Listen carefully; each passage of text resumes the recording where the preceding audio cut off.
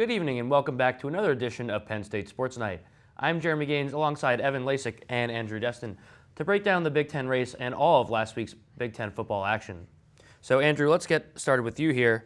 Who were the biggest winners and losers from last week's Big Ten action? I'll start off with my winner first. I think it's the Minnesota Golden Gophers. This is a team that after beating Maryland 52-10, they moved to 8-0 and 5-0 in conference play, and that sits them at the top of the Big Ten West. I know this is a division that gets a lot of criticism for maybe not being the toughest, but this is a Minnesota team that needs to be respected. They're sitting at the last 3 games, they won by a combined total of 128-24.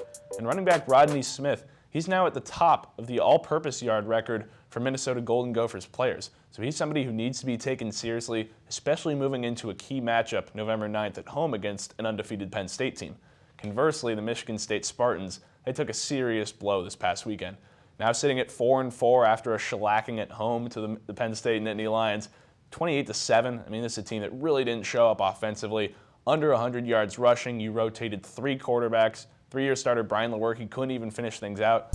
You're now 2-3 in conference play, and Mark D'Antonio's got to figure out a way to get this team bowl eligible, if you can even believe that.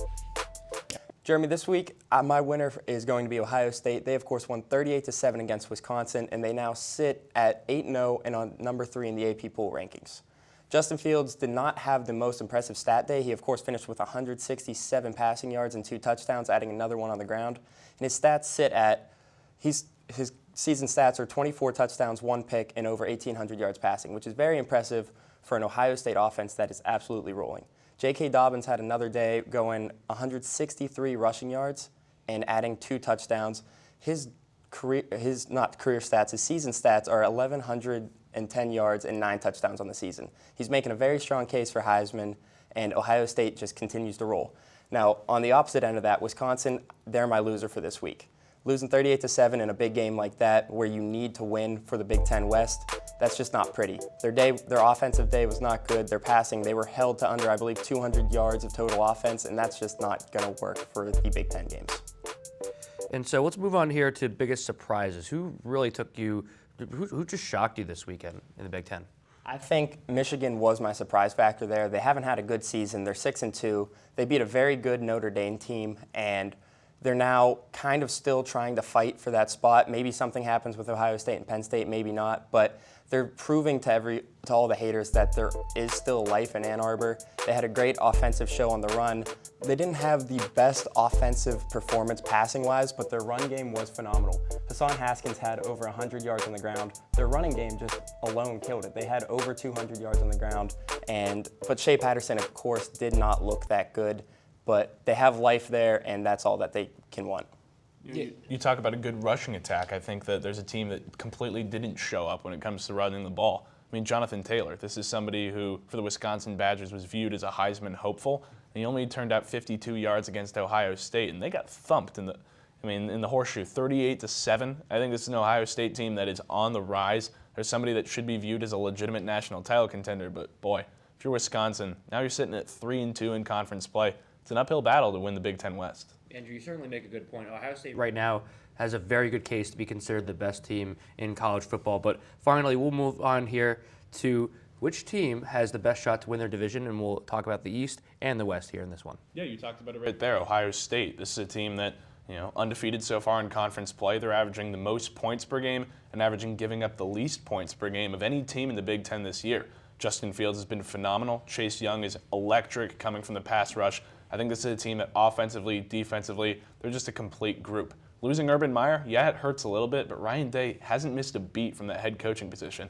And on the Big Ten West side of it, I look at the Minnesota Golden Gophers. You're in prime real estate right now, sitting at 5-0 in the Big Ten West. This is a team that, led by Coach PJ Fleck, he's finally got people believing in his system. It's year 3. He's finally got guys looking at his program and believing in something. Yeah, they haven't really played that strong of a schedule, and it's going to get a little bit tougher with Penn State, Iowa, and eventually finishing the season off with Wisconsin. But even if they lose one or both of those matchups to Penn State and Iowa, that season finale against Wisconsin, it's going to determine who wins the Big Ten West. Yeah, I have to agree with you there, definitely. My favorite for the Big Ten West is actually Wisconsin. I think they can finish the season undefeated.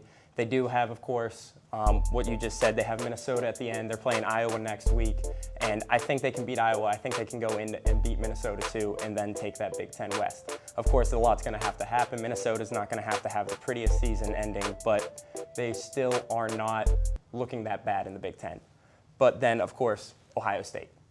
What could possibly be considered one of the #1 teams in the nation, but there are some heavy competition. Chase Young has 13.5 sacks through 8 games. Ohio State scoring 48 points per game, and their defense is holding them to 7.8 points per game. That is insane numbers.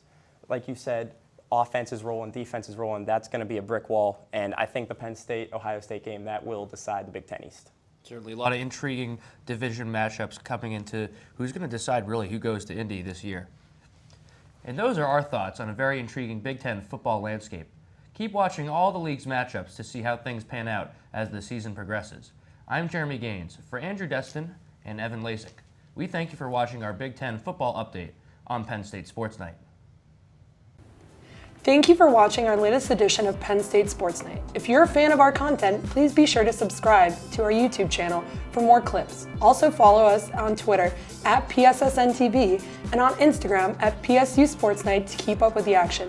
For all my colleagues, we are Penn State Sports Night.